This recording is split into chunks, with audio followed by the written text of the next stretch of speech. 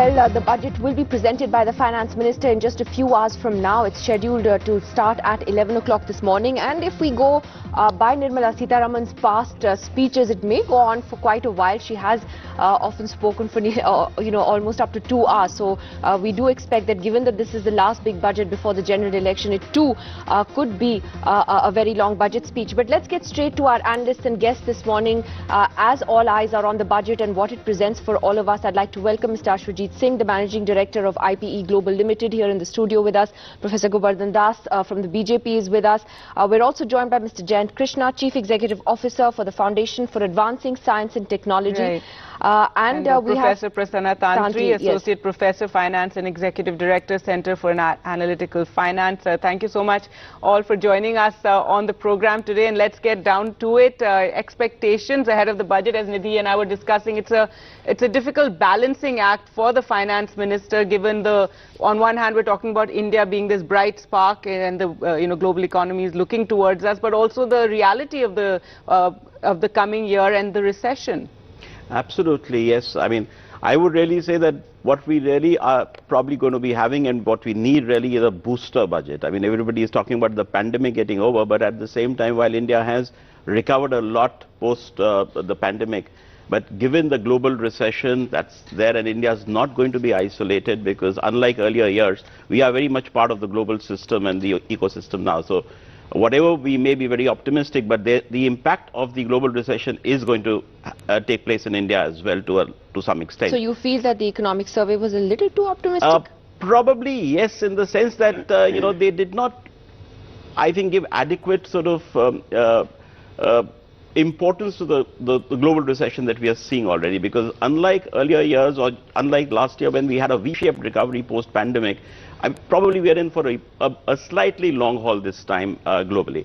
But having said that, I think given that, I would like to first of all, I think, see a lot of fiscal consolidation happening this year. I don't want, while we do have to balance between growth and the social sector, but I think we need to also be very prudent in our planning. We need to get the fiscal deficit down. We need to control inflation, because that's, otherwise if that gets out of hand, it's going to be difficult.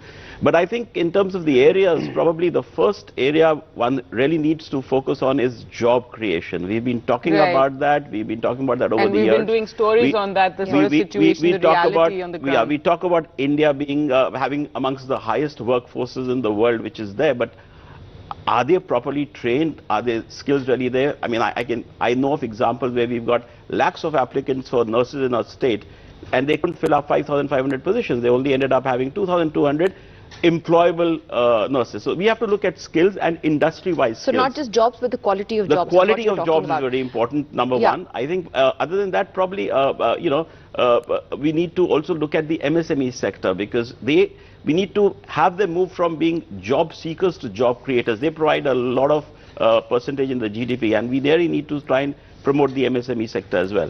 Having said that, the social sector again is extremely important, because we can't isolate the social sector, and we need to maybe the G20 motto is also, one of the things is women-led development. So we need to have more money going into rural schemes, into the centrally sponsored schemes as well. So I think that therein lies, as you said, the challenge, because we are also heading into an election year. And Jayant Krishna, how concerned are you, about how the government will be able to balance out, on one hand, perhaps its populist urges and welfare schemes which are also justified on one hand, but at the same time looking at the fact that there are economic challenges ahead, despite India being projected to be the fastest growing economy in the world? Yeah, so that's my biggest apprehension, Nidhi, that government should not resort to populism, and with it being the last budget before the election process gets kicked off, the fervor takes off. So I think that's the biggest challenge. I mean, my fundamental issue is that we all know we have become the 5th largest economy by nominal GDP, 3rd largest by purchasing power parity, but we are far from being a nation where the economy is led by innovation. And that would not happen unless we invest in research and development in science and technology. That's very, very important. Every year we talk about increasing the outlay for education, about health, which is at a suboptimal level vis-a-vis the international ratios. But even in science and technology, we spend just about 0.64% of our GDP, which is the lowest among all BRIC countries, vis-a-vis China, vis-a-vis US. So I think that has to go up. If I mean, the results will not be immediate. It will take 6, 7, 10 years, perhaps, But I think if we want the real economic value add to happen to India, the only route available to us is through investment in R&D, in science and technology, substantive increase, big ticket reforms there. So I think it's very, very important. I mean, I have talked about science and technology, education. If you look at, we still spend about just about 3% of our GDP on education, both the federal government and states put together. That every government has been saying it has to go up to 6%. Look at healthcare.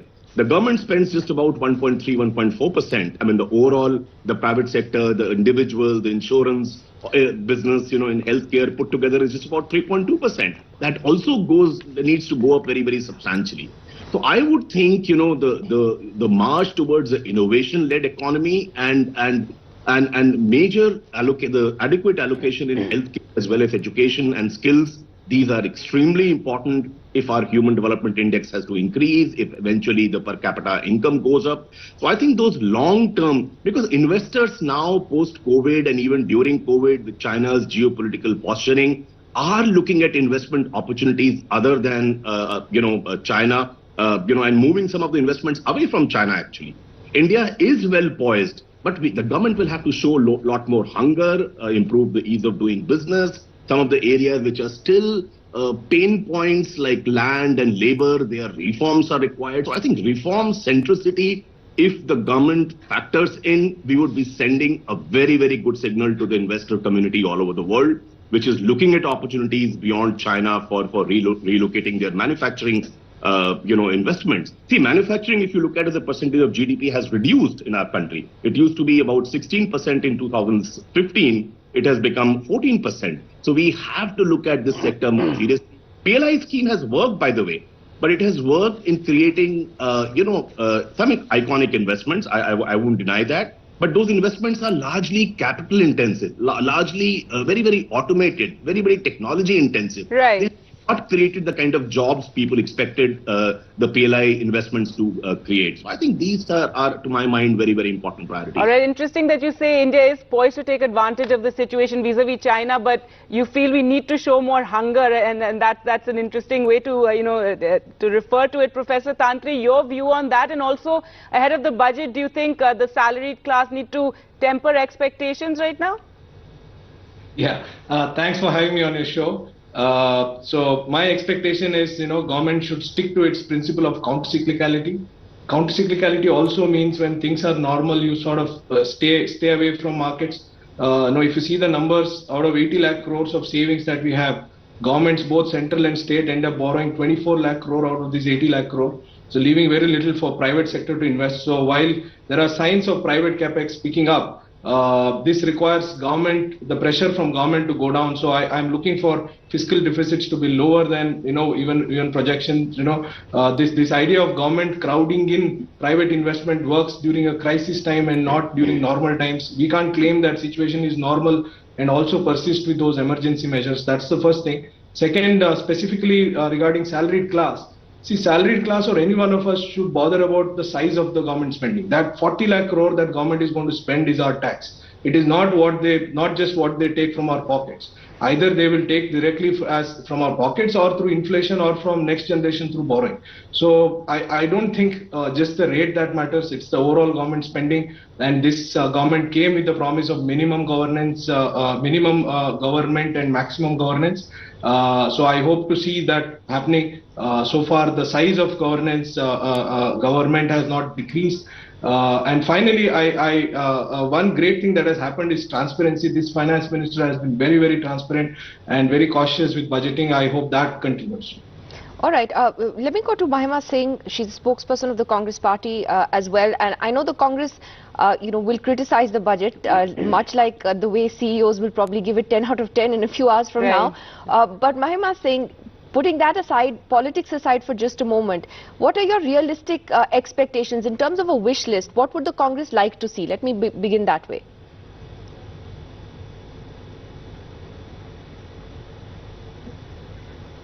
You'll have to unmute your mic, Mahima Singh. The joy Good of morning. Zoom. Yeah. Morning, everybody. Morning. We can hear you now. Go ahead. Yeah. So you see that this government, the over-optimistic government, is used to living in denial. You asked me about my wish list. Well, to start with, I think, decreased inflation, decreased fiscal deficit, increased jobs for the youth of this country, I think are the first priorities of the Congress. We would like to see tangible steps by the government that reduce the inflation and that actually work towards job creation, that work towards revenue creation. However, what we are seeing right now is that the foreign investors are pulling out of this country, especially after the last few days that we have seen. And we have raised it in the all-party meeting, about the Hindenburg report and the BBC documentary. And let me just say, I'd like to present a few statistics because that's very relevant, right, when we are looking at today's budget, which is, as you've mentioned, the last before the election year. Let me just say that, the fiscal deficit has widened to a 9.3% of GDP in 2021, which is the highest gap since the country was liberalized, the economy was liberalized in 1991. Then you see the 8 core infrastructure sectors, I must mention: coal, crude oil, natural gas, petroleum, refined products, fertilizers, steel, cement and electricity, which actually have a 40.27% weightage of index of, the IIP index of industrial production. We have seen a 26-month low in growth, in the growth there, which was at 4.2% in October 2022. So I think the government will have to take tangible steps. The taxes have been increased on all consumables for a common citizen today. The middle class, I would say, but must be focused upon, because we do talk about largesse on the poor class. We do talk about benefiting the industrialists, and that we have seen. Hindenburg has quite shown us how do we focus there. But the middle class, I think, should be focused upon in this budget. You have quite an exhaustive wish list. I mean, and I think a lot of people won't disagree with in terms of a wish list. And how much of that actually follows through in the budget is the question. Professor Gobardhan Das of the BJP is here with us. Yeah. And we're talking politics because it will be very much a political budget. We're going into an election year. Would you say that the Congress is being unreasonable in its list of what it would like to see? Yeah, good morning and thanks for having me here today. Although we came here to talk about the budget, and I don't know how you are, joining it with politics, but before I enter all the budget wish list, let me respond to Madam Congress spokesperson. What she was talking about, that what job creation and what failed, etc. She knows that in 2014, what was the daily wage? It was 272 rupees. Today, what is the daily wage? Do we know all this? 616 rupees. Having said that the country, the way it's developing is phenomenal. In fact, during the COVID pandemic period, job is the highest in government sector, is highest number of job is been created and employment is given. Today, if you look at the highway, this is a highway is 37 kilometers per day is government is making making. So 80 crore people been given the free grains for last 3 years.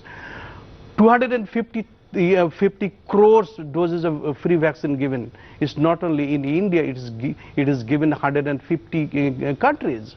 So basically, all the time, the last several years, whatever the budget is plan is well thought of, and India is progressive. If you look at the surrounding countries, in fact, throughout the world is entered in the recession. In the commodity prices in US gone up like anything, but in India still we are doing far better off, and we are expecting the people-friendly budget, and I am expecting the wish list is in the agriculture sector, science and technology, and job creations. These are the things in our wish list, and it is going to happen. Okay, all right, and you're right. I mean, overall India is, I mean, that's why it is poised to be the fastest growing economy despite all the other headwinds. But I have a slightly different question, and maybe it's because it's early in the morning and no one gave me a cup of coffee yet. But Ashwajit Singh, let me ask you this. Why do we make such a big deal about the budget? And I'm only asking this because I've noticed in the last few years, this government at least doesn't make all its big ticket economic announcements in one budget speech. It's actually a continuous process. In a sense, there is a budget speech and then new things are announced in the weeks following. There might be changes in the months following. But we are all so focused on this one speech. Though having said that, the BJP has a whole program already about. No, I know, but I'm just saying that actually the government makes announcements throughout the year. I to promote all the pro. Couldn't agree more with you, Nidhi. I think over the years we've really been, looking forward to the budget more as a ritual and an announcement of some of the intent of the government. See, it's a good sort of mechanism for the government to announce their intent and give the direction to the country. But yes, a lot of major things happen during the year. And I would again say that, to me, the budget or the allocation is not as important as the actual utilization of the allocation. Correct. Very often we see announcements in the budget and then there's either a rollback or an enhancement in the revised budget or during the year. I mean, take the example of Narega. Narega we've seen go up and down post-budgets. Never really ended up being the budget figure. I mean, we were to look at providing jobs to all those registered in Narega and give them 100 days of jobs. We're really looking at 1.8 lakh crores, whereas the allocation is really anything like 1/4 of that. So the budget is a intent, and I would really again say, but it's important for us to have the budget because we really then know which way the policies are going to roll. The people start planning accordingly. So yes, I would. And for the middle class, of course, the taxes. That's what they also get. But again, we've not really seen too much of tampering with taxes in the past, and I don't expect that to happen too much. But yes, the intent on, the impetus on the social sector, whether there is going to be more focus on health. So that intent goes in skill development, and of course I think a lot of earlier speakers spoke about manufacturing. I think it's about time we really try to pump up the manufacturing sector in India, because all said and done, we've not been able to take the benefit of China as we should have. A lot of that's gone to other countries. We'll talk about that. We have to take a break. We'll talk about that after the break and how India can do that and sort of move that manufacturing sector away from China towards us. Why is it that companies are still looking more at Vietnam and other countries? Yeah, exactly. So let's take a quick break. We'll be back right after that to talk to our panelists.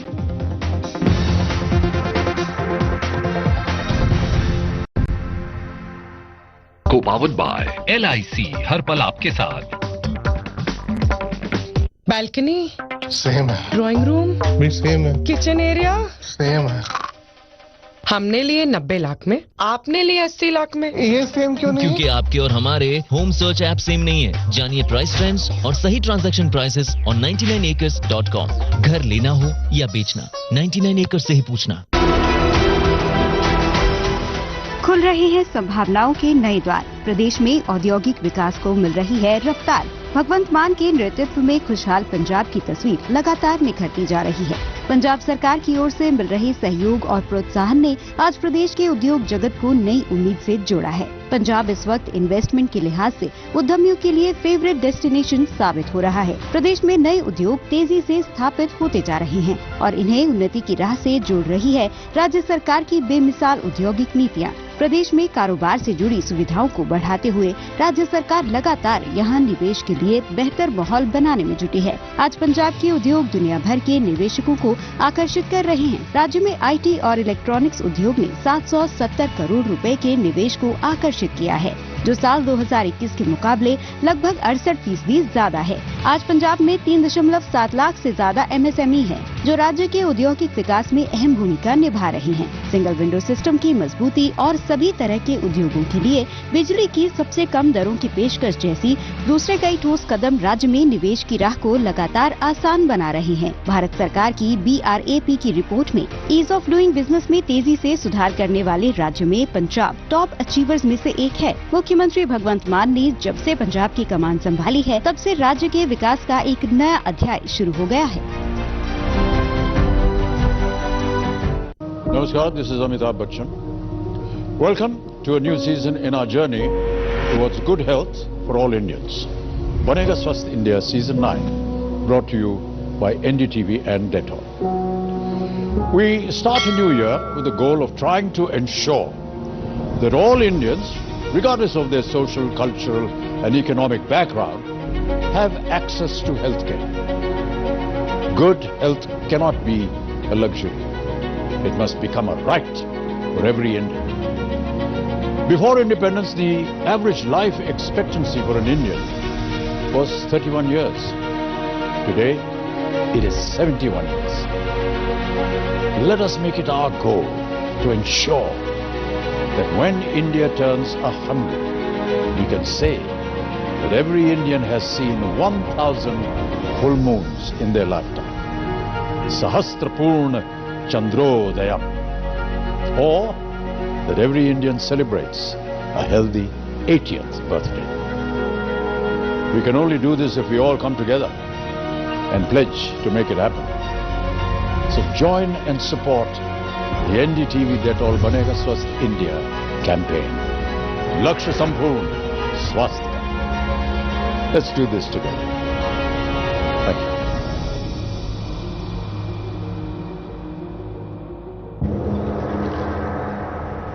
It is time to power your world.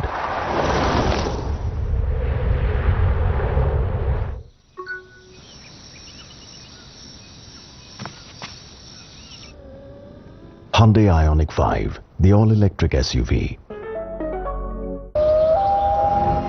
No more concrete jungles, no more chaos. I'm at my best against the flow. I live the Buddha life. Buddha Jeans Company, Planet Easy.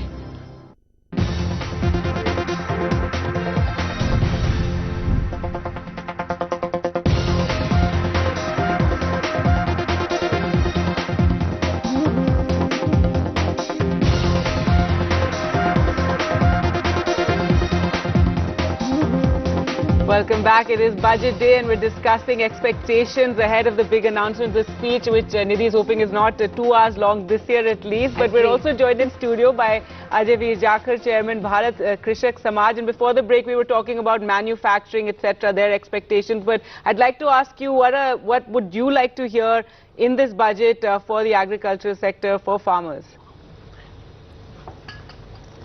I think there are lots and lots of expectations farmers have. Farmers have definitely benefited from international commodity prices that have been high because of the Ukraine war and other reasons. Yeah. But at the same time, input costs have increased, especially for inputs and costs. But farmers would obviously want creation of jobs actually. So what I expect for farmers is that there is something that creates employment for children of farmers who are looking to, go out of their farming, they're compelled to farm, and that's the key point. How do you create employment? How do you create jobs? And that's the key, I think, so what farmers would want. For the next generation, but for the farming sector as such, expectations there, and that's interesting that, I mean, like everybody, job creation, we were talking about it earlier, that is one of the key needs right now in the country. So other than farming, if you look at fertilizer prices, they're subsidized to a great extent. If you look at what's happening in Pakistan and the fertilizer price, the urea price in India, it's like a few times of difference.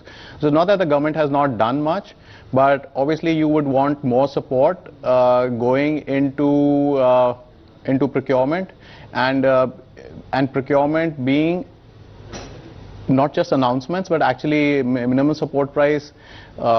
Declaration of minimum support price transferring into actual procurements on the ground, which obviously also requires contribution by the state governments. And so it's a better issue of coordination between the state and the center. The center itself cannot do much on agriculture because agriculture is a state subject. So there's a tendency to ask the central government to do everything, but contributions need to come in from the states also. States as well. Yes. But coming to this issue of employment, jobs, etc. Jayant Krishna, the economic survey again was a little more optimistic on the employment front, pointing out that employment levels have risen in the current financial year. They've talked about a better labour force participation rate as well, and urban unemployment in particular is what they're focusing on. But I think it's what they're not focusing on, where the real story may lie in terms of rural unemployment and that sector. And is that what should worry us more? Yeah, absolutely, Nidhi. I mean, if you look at the agriculture and allied sector, it accounts for almost 45% of the labor force, right? I mean, it is occupied there. And what does it contribute to the national GDP? Just about 15%.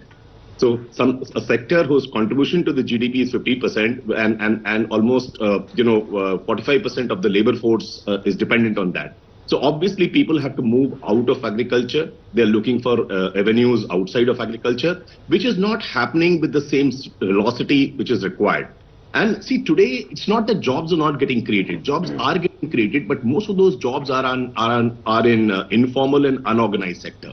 And many of those jobs do not become as aspirational, So I think that's the biggest challenge. As I said earlier, that PLI scheme seems to have worked in getting some iconic manufacturing investments. But what it has not succeeded is in creating large-scale jobs, because many of those investments are technology intensive.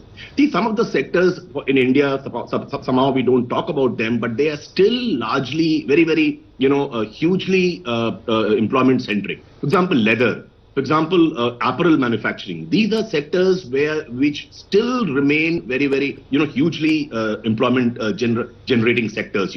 I think there has to be a scheme for these kind of sectors. That's very, very important. And our FDI, which did peak during during the COVID period, it did come down a bit. But I believe what it has come down to is more is a stable level. I think it's the overseas investor community. They are looking for regulatory certainty in the country. They do not want a retrospective tax kind of a reputation and things like that. So I think once that happens, more investments would come and job creation would happen. But the government has to keep in mind that all manufacturing investments today do not create the kind of jobs which people would like to see it happen in the country.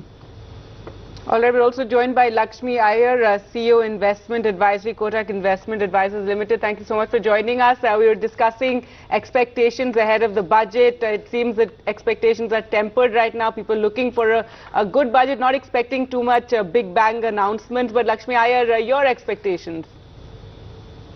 Yeah, hi, good morning. So firstly, I think this budget is going to be a multi-dimensional expectation budget, specifically the reason being as we move out of the pandemic phase and also as we try to, curb inflation. So how are you going to achieve fiscal prudence? I think that is going to be key as a watch list, at least from a market standpoint. How do you get in that inclusive growth by being mindful of the fact that inflation cannot be soaring high, and of course how do you continue your boost to domestic production at a time when there is a global slowdown and global exports obviously have been sagging. So I think these are some of the broader expectation among the minor. Of course, the key is also going to be how do you channelize your expenditure on the capital side. The expectation is to see a 11 to 12% growth on the capital expenditure side, and that we are already seeing. We saw some glimpses on the economic survey front, how there has been incipient recovery as far as private capital formation is concerned. So I think these are some of the check the boxes that we would be looking forward for the budget this morning.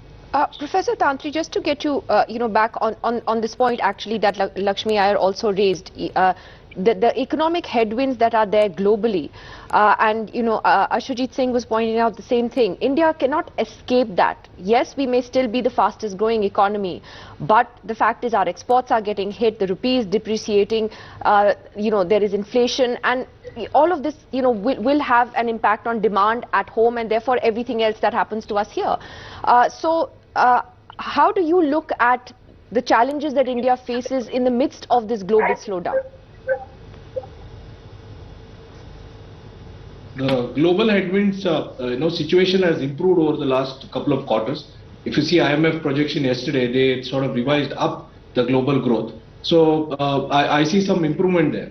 Having said that, yes, the Europe remains challenging, but this is the right time to focus on domestic matters. There are issues which are independent of these global slowdowns. For example, contract enforcement is a problem in India. One of the reasons why private sector capex is not picking up is not lack of demand. There are, ease of doing business still remains a challenge, and one big problem is contract enforcement. And as you know, when the ease of doing business rankings were getting published, although we improved tremendously on almost all parameters, this is one area where we were like 150th, 160th, and so on. So government has to seriously think about what can be done to improve contract enforcement. Domestic capacity utilization. Private sector capacity utilization is low. The solution so far from the government has been to sort of increase government spending and sort of crowding private expenditure. That works in crisis times and may not work during normal times. Normal times you need hard reforms, reforms which increase efficiency. And lastly, we have a great opportunity given the domestic demand. The spending domestically is going up. I think we should try to tap into domestic markets. And my sense is global economy is not going to be as bad as it's made out to be. So I think we should be fine there as well. Right, we have to take another break. That's important because ads are important. So give us 2 minutes. We'll be back right after that to look at what other sectors have, what their wish list is from the finance minister this morning. We'll be back in 2 minutes.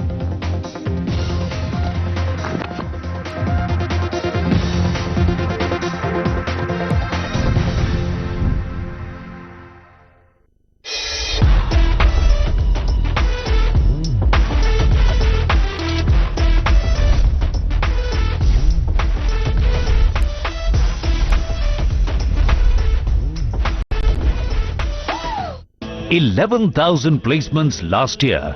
At Amity, we are committed to nurturing passionate, hardworking and proactive professionals. क्या चल रहा है? Living room में jackpot लग रहा है. Living room में? That was too funny now. वैसे खन्ना तेरा वो लंदन ट्रिप कैसा था यार? What a fantastic holiday, yaar. And where were you guys staying? Very close to apna Big Ben. Mohit's cousin stays there. And those Indian restaurants? भाई साहब, jackpot lights लग रही है. Oh, the largest bath brand in the country now also brings you the magic of light. Jacqua Bath and Lights. एक mission, जन सेवा, एक भावना, सबका सम्मान। इसी संकल्प को साकार करने में जुटी है मुख्यमंत्री श्री अशोक गहलोत के दूरदर्शी नेतृत्व में राजस्थान सरकार। सरकारी अस्पतालों में दवाइयां, जांच सहित हर तरह का इलाज है फ्री। मुख्यमंत्री चिरंजीवी स्वास्थ्य बीमा योजना के तहत 10 लाख रुपए तक का निशुल्क इलाज, साथ में 5 लाख रुपए का दुर्घटना बीमा। 1 जनवरी 2004 और इसके बाद नियुक्त हुए कार्मिकों के लिए पूर्व पेंशन योजना लागू। समस्त उपभोक्ताओं को 50 यूनिट बिजली फ्री। 38 लाख परिवारों का बिजली बिल हुआ शून्य। मुख्यमंत्री किसान मित्र ऊर्जा योजना के तहत कृषि बिजली कनेक्शनों पर 1000 रुपए प्रति माह का अतिरिक्त अनुदान। 8 लाख किसानों का बिजली बिल शून्य। सामाजिक सुरक्षा पेंशन योजनाओं के माध्यम से लगभग 1 करोड़ लोगों को पेंशन। स्कूल व कॉलेज जाने वाली बालिकाओं को प्रतिवर्ष 20,000 स्कूटी का वितरण। प्रतिभाशाली बच्चों का विदेश में पढ़ाई का खर्च राज्य सरकार द्वारा वहन। इंदिरा गांधी शहरी रोजगार गारंटी योजना के तहत शहरों में 100 दिन के रोजगार की गारंटी। राज्य सरकार द्वारा दी गई 1,33,000 सरकारी नौकरियां। 1,25,000 सरकारी भर्तियां प्रक्रियाधीन। इंदिरा रसोई योजना में 8 रुपए में पौष्टिक एवं गुणवत्तापूर्ण भोजन। उड़ान योजना में किशोरियों व महिलाओं को प्रति माह 12 सैनिटरी नैपकिन निशुल्क। राज्य में 1,670 महात्मा गांधी अंग्रेजी माध्यम विद्यालयों में गुणवत्ता युक्त शिक्षा। गत 4 वर्षों में खोले गए 211 नवीन महाविद्यालय। हर दिशा में ऐसे ही प्रयासों से बना है मॉडल स्टेट राजस्थान।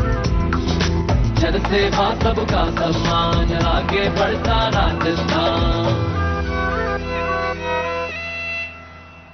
बढ़ते पोल्यूशन और बदलते मौसम के साथ सर्दी, खांसी, जुकाम एक आम बात है। ऐसे में लीजिए मुल्तानी कुका कफ सिरप, ताकि बदलते मौसम के साथ आप न बदले। When the COVID happened, That's the time I actually thought I got the best role of my life, the best character that I could play. And Almighty was the director of this film, and I hope that this film never ends. I remember the lines which my mom always used to say, that ये सोनू कभी अपनी मुट्ठी खोल कर तो देख, शायद तेरी हाथ की लकीरों में किसी की जान बचाना लिखा हो. Be remembered for good. Ritika, तुम मेरे हर मैच में फिंगर्स क्यों क्रॉस करती हो? सिली. सिली? ठीक है, अगले मैच से नहीं करूंगी. करो करो, अच्छा लगता है. आपकी रियल वैल्यू सिर्फ आपके अपने जानते हैं. और Max Life term insurance. You are the difference.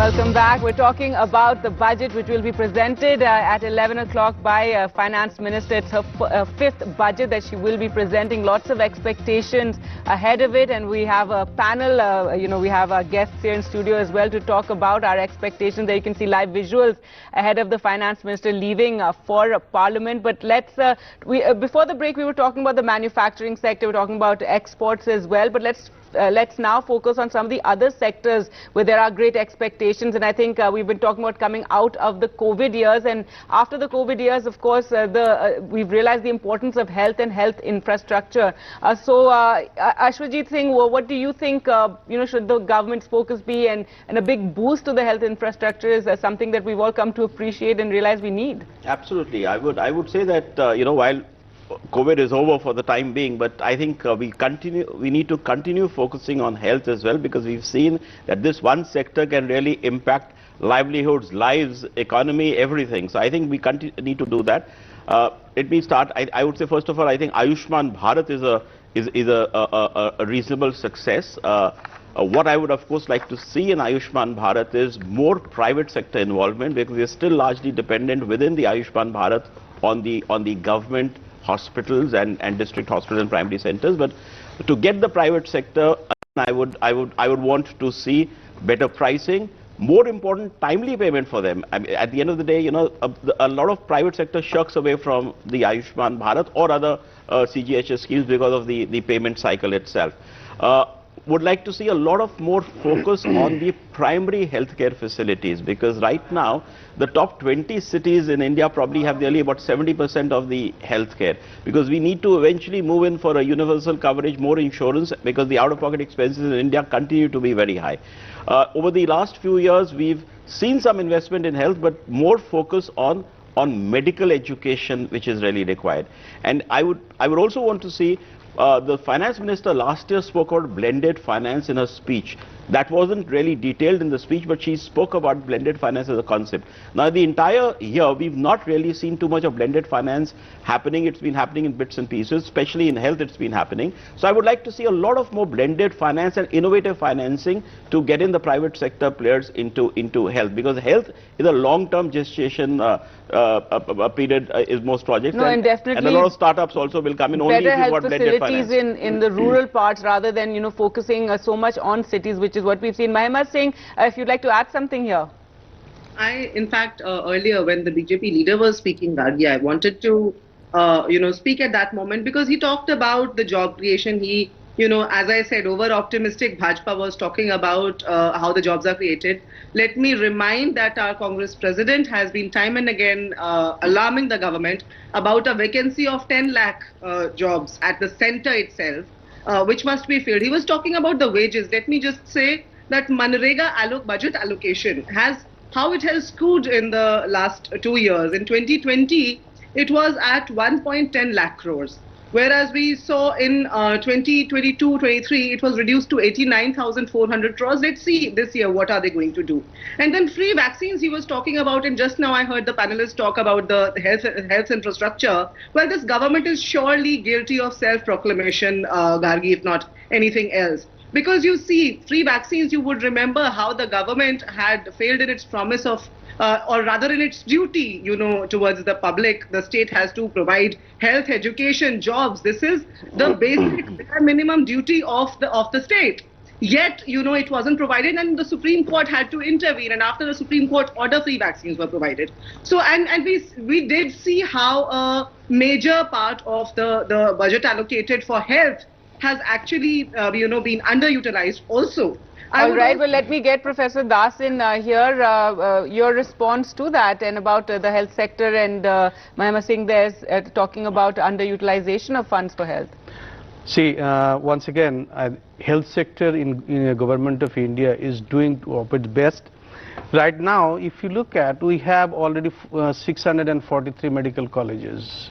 So we are really producing lots of doctors. I mean, even probably the 22 AIMS already, we have probably already 15 or 16 AIMS already up in there. And if you look at, in that respect, in India is producing probably the highest number of medicines and vaccines.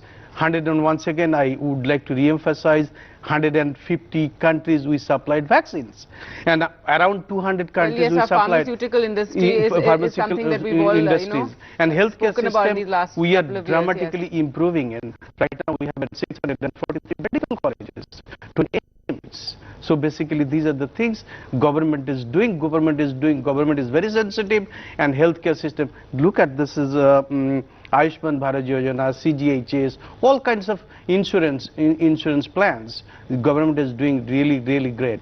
All right, Jayant Krishna, coming back to the manufacturing and job creation, you were talking about how India is poised to, take advantage of in this coming year of this, what's happening in China. However, you're saying we're not showing enough hunger. If you could, elaborate on that, and what would you like to see the government do on that front? I think there are two things. One is hunger, be paranoid about not losing any investor who wants to come to India, traveling that extra mile, rolling out the red carpet. I think that's very important from a gesturing point of view, from posturing point of view. But over and above, I think, as I said, that regulatory certainty is what international investors look at. That's extremely important. And the other thing which I wanted to raise was that, India has to look at its trade deficit a little more seriously. If memory doesn't fail me, the current magnitude of the trade deficit that we have is of the order of about $300 billion, which is a substantive part of our GDP, So I think we have to become a country, a nation which believes that trade also adds substantially to GDP.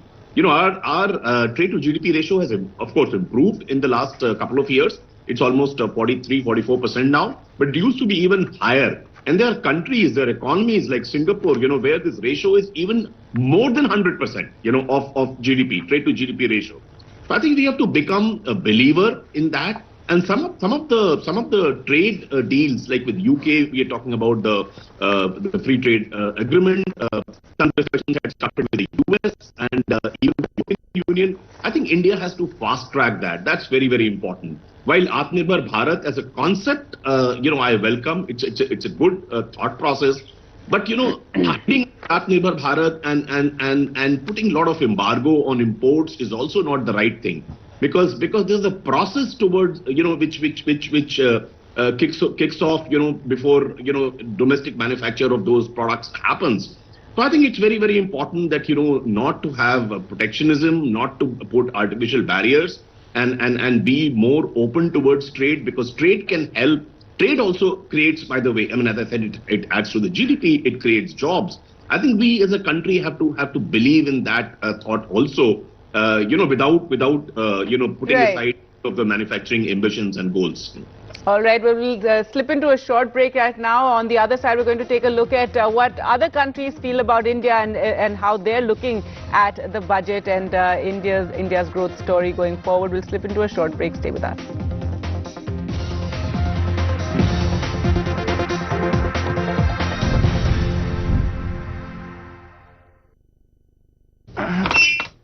वो मैं सीढ़ी से उतर रहा था, पैर twist हुआ और फ्रैक्चर हो गया।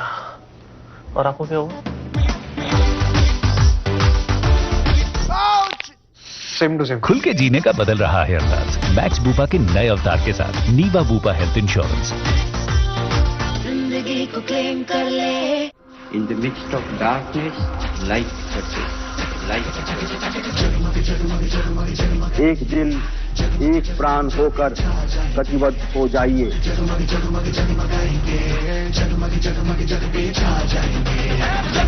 ये एकता का संदेश लेकर के हम चले। भाषा अनेक, भाव एक, राज्य अनेक, राष्ट्र एक, रंग अनेक, तिरंगा एक। रंग है अनेक मगर अपना तिरंगा एक, भाषा अनेक मगर भाव एक रिवाज है अनेक मगर सबके संस्कार एक, स्वर है अनेक मगर गीत एक स्वर है अनेक मगर गीत एक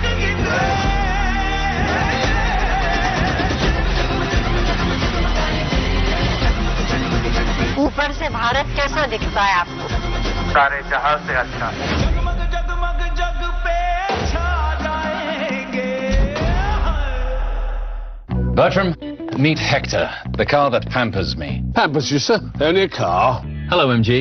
Good morning. Good morning. What a beautiful day. This is my favorite. Traffic jam assist. Ta-da! Sir, please. Relax. Hector's got this. Told you, it pampers me. The next gen MG Hector. It's a human thing.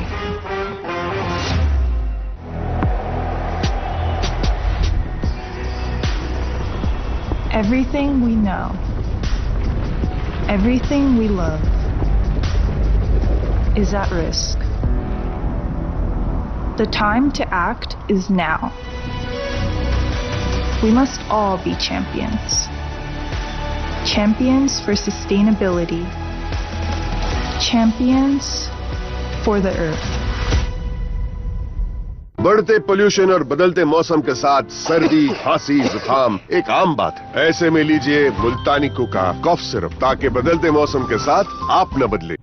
Sir, मैंने स्काईस्केप में घर ले लिया है। स्काईस्केप वही है ना, शाम होते ही मच्छर टेक ऑफ कर देते हैं और मेट्रो का काम चलने से पूरी टर्ब्यूलेंस रहती है वहाँ, है ना? आपने कहाँ देख लिया? 99 एकर्स रेटिंग्स एंड रिव्यूज। जो साइट विजिट ना दिखाए कोई ये बताए। अब हर कोई बनेगा प्रॉपर्टी एक्सपर्ट विद 99 एकर्स। घर लेना हो या बेचना, 99 एकर्स से ही पूछना।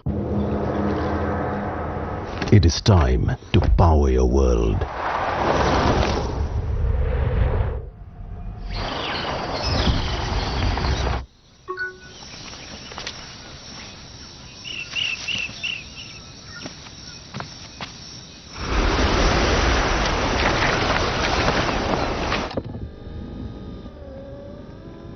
Hyundai Ioniq 5, the all-electric SUV.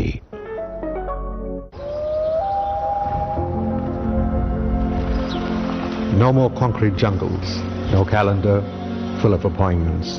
I gave up the rat race. I just follow the call of my quirks.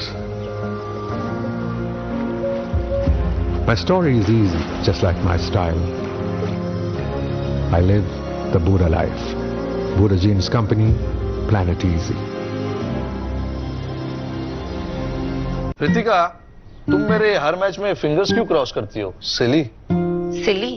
ठीक है, अगले मैच से नहीं करूंगी। करो करो, अच्छा लगता है। आपकी रियल वैल्यू सिर्फ आपके अपने जानते हैं, और Max Life term insurance. You are the difference.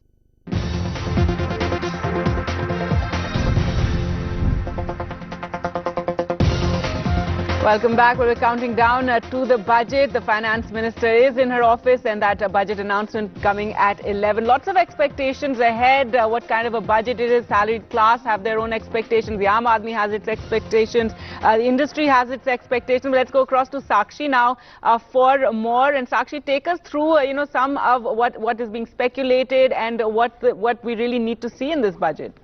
That's right, Gargi. The countdown has begun, and as India gets ready for Union Budget 2023-24, and the spotlight is on announcements related to income tax, disinvestment targets, as well as what will happen for the emerging electric vehicle sector, digitalization, also on whether concerns of the middle class, rural India, and the agricultural sector will be addressed. Economists, market experts, and tax experts believe individuals are facing huge challenges on account of inflation, and more purchasing power is the absolute need of the hour. They also think job creation will have to be top priority along with sector-specific measures. So let's hear some of these voices that shared their thoughts with us. My expectation is that the finance minister will allocate higher proportion for infrastructure projects such as roads, highways and railways, as well as defence, as these will boost the economy and provide employment. Being the penultimate budget before the general elections next year, the focus will be on rural as well as urban middle class. We could see higher spending on rural-centric schemes, whereas there could be tax breaks for the middle class, especially on the income slab, as well as deductions, so more savings in their hands. Sector specific, we could see SOPs for real estate sector. Some of the consumer durables currently taxed at 28% could get some relief. Further relaxation of labor laws would directly benefit the staffing companies, percolating down to the IT sector. Job creation will have to be an absolute top priority for this budget, and here I would hope for the budget to turn its attention to MSMEs. Larger corporates have already been taken care of through the production-linked incentive scheme, but MSMEs, which will be drivers of job growth in the economy, need urgent attention. And here I would hope that the budget tries to improve access to finance for MSMEs, also reduce the cost of finance for MSMEs, given that we're operating in an environment of tighter monetary policy. I would also hope for a greater focus on industrial development cluster schemes, which help in enhancing the competitiveness of MSMEs. Additionally, I would hope for the budget to rationalize import duty structures, in particular correct the inverted duty structure, and also reduce import duties on key inputs, which are raw materials in the MSME sector. And finally, one would hope for a continued focus on infrastructure spending, but that focus doesn't necessarily have to be on very capital intensive projects which have a long gestation period, but on smaller projects that focus on local economies and can generate a multiplier effect for the local economy more quickly in the short run.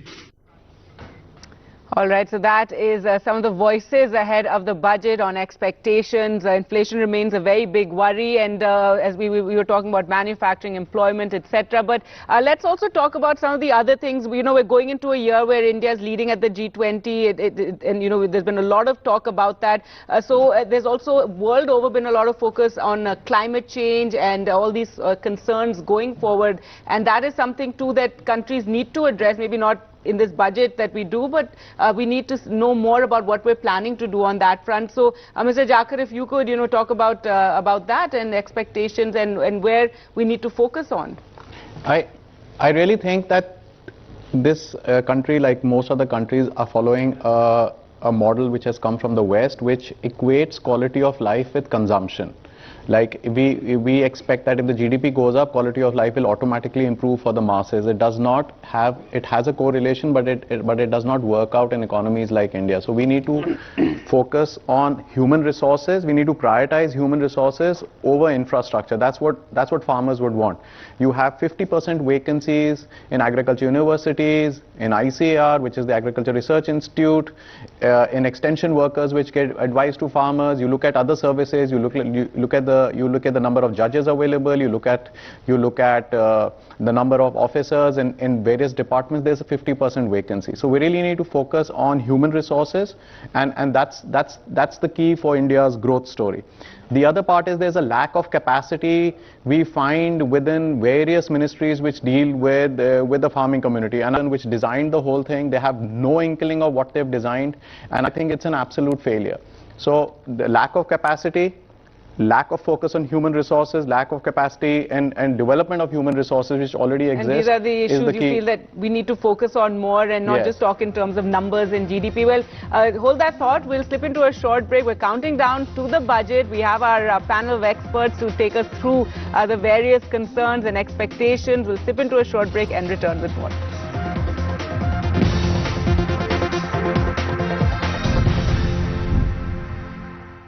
Co-powered by LIC, हर पल आपके साथ. 11,000 placements last year.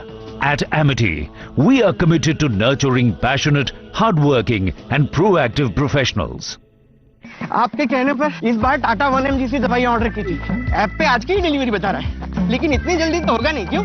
अरे यार, अजीब type के negative इंसान हो. मैं लिख के देता हूँ, दवाइयों की डिलीवरी बिल्कुल